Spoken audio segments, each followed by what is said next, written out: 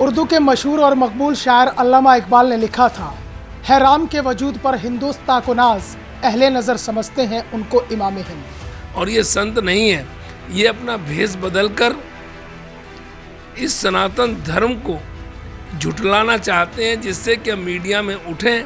हम लोग जिस दिन एक हो जाएंगे तभी हमारा सनातन धर्म बचेगा। हमारा सनातन कैसे बचेगा? तो ईश्वर से जो टकराता है वह मट्टी में मिलता है। गुरमुत्ते की तरह जो पैदा हो रहे हैं संत, ये अपने आप को भगवान का रूप बना करके समाज को धोखा दे रहे हैं। उर्दू के मशहूर और मकबूल शायर अल्लामा इकबाल ने लिखा था, है राम के वजूद पर हिंदुस्तां को नाज, अहले नज़र समझते हैं उनको इमाम हिंद।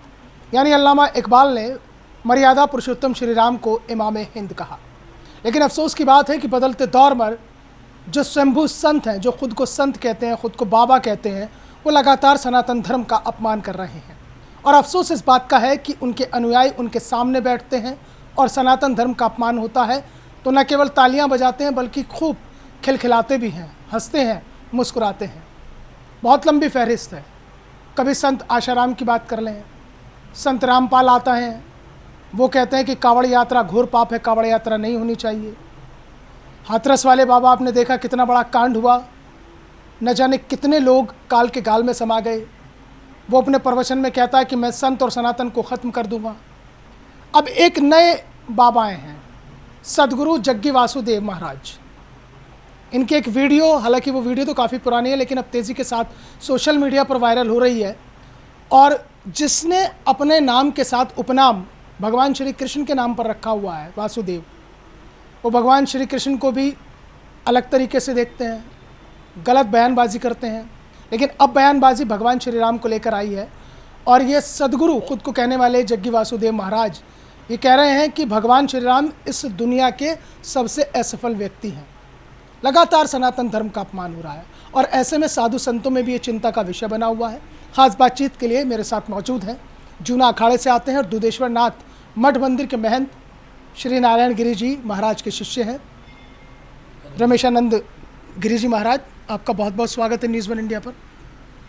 यूँ तो लगातार आप भी देख रहे हैं, अखबारों में भी देखते हैं, टीवी चैनल्स पर देखते हैं कि जो खुद को शंभू संत और बाबा बताने वाले लगातार सनातन धर्म का अपमान करते हुए आ रहे हैं, सनातन धर्म का अपमान कर रहे हैं। अब एक और आए हैं जग्गी वासुदेव महाराज, कह रहे हैं कि भगवान श्री राम तो दुनिया के असफल व्यक्ति थे।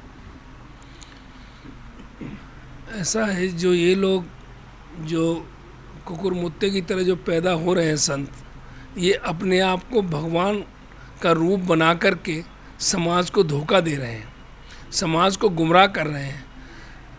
सनातन को ये हजारों साल से रहा है और रहेगा।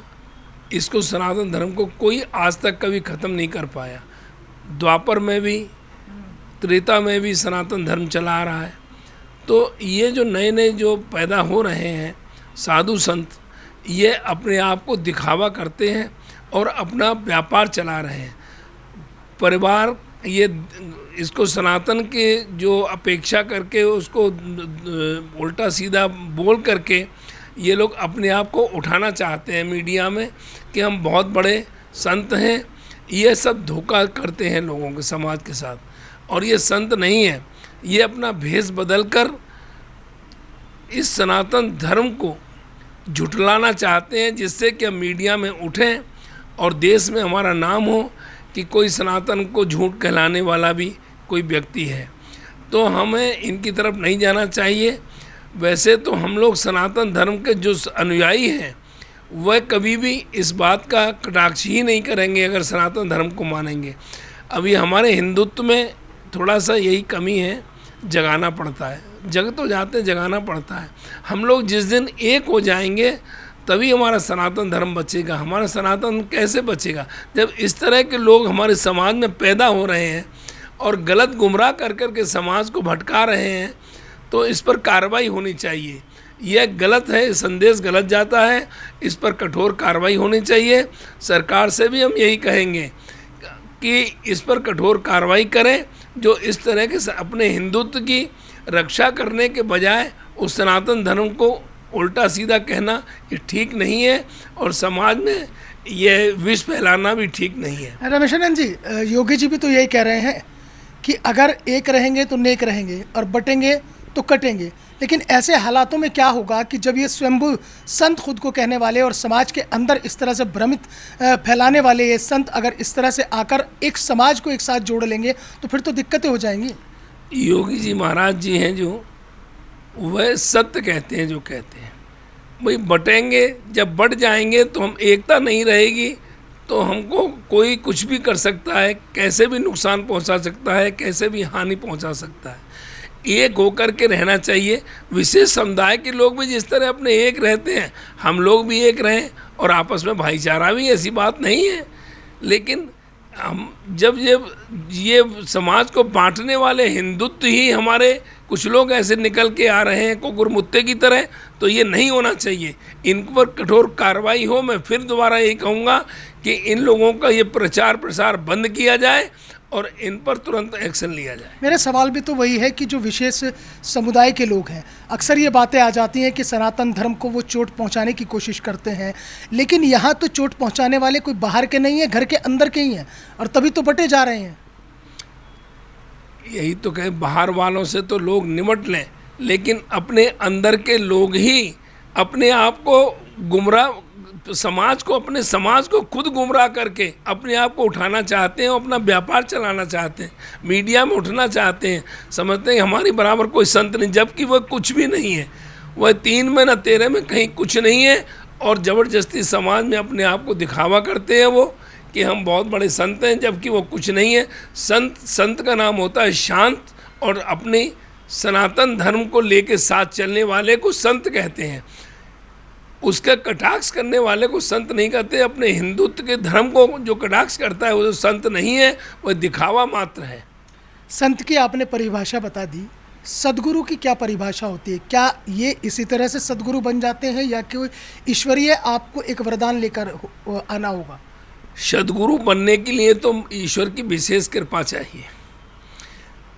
और सदगुरु एक राम रहीम भी थे, वो भी सदगुरु कहते थे अपने आप को, और क्या से क्या निकले, आज वह जेल में है।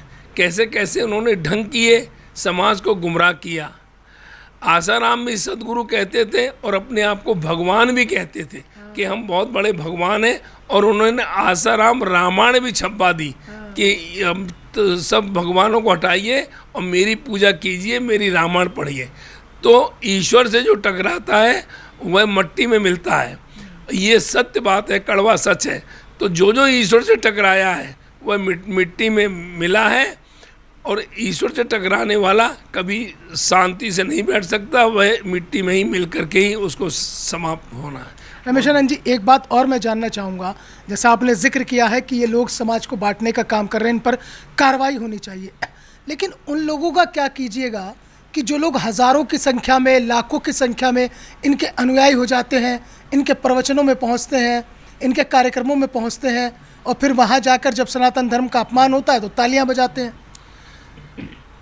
ये बहुत बड़ा दुर्भाग्य है हमारे हिंदू समाज का। इसी तरह ये हाथरस में जो एक घटना हुई थी, वहाँ भी अंधभक्त हो गए थे, और अंधभक्त में, अंधविश्वास में अपनी मौत को गले लगा लिया, अपने आप को बर्बाद कर दिया। हमारे हिंदुत्व में यही बहुत बड़ी कल्पना है कि वह दिमाग से, सोच से काम नहीं लेते हैं, अंधे होकर के अंधविश्वास में बढ़ जाते हैं। राम रहीम के साथ चलते थे, वो एक फल देते थे तो उनको 100 रुपये दक्षिणा दे देते थे कि हमारे भगवान हैं, और वह राम रहीम जी कभी सूट में शूटिंग कर रहे हैं, कभी किसी के साथ, कभी स्त्री के साथ, कभी कैसे। तो अंधविश्वास इतना था। तो हमारे देश में थोड़ा यही परेशानी है हिंदुत्व में कि वह अपने आप को सोच समझ कर स्टेप नहीं उठाते। अपने सनातन धर्म को पहचानिए, मेरा यही सबसे कहना है हिंदुत्व से कि अपने हिंदुत्व को एकता लाइए, हिंदुत्व को पहचानिए, अपने सनातन धर्म को पहचानिए, उसकी रक्षा कीजिए, यही मेरा सबसे कहना है। और मैं हाथ जोड़ के अपने हिंदुत्व भाइयों से हिंदुत्व धर्म को बचाने की अपील करता हूँ कि वह सब मिलकर अपने हिंदुत्व को बचाएं और ऐसे बाबाओं के चक्कर में न पड़ें, और उनके लिए कठोर कार्रवाई के लिए आप तत्पर तैयार रहें। सब मिलकर एक हों और आगे अपने सनातन धर्म को बढ़ाएं। जय हिंद, जय भारत, जय श्री राम।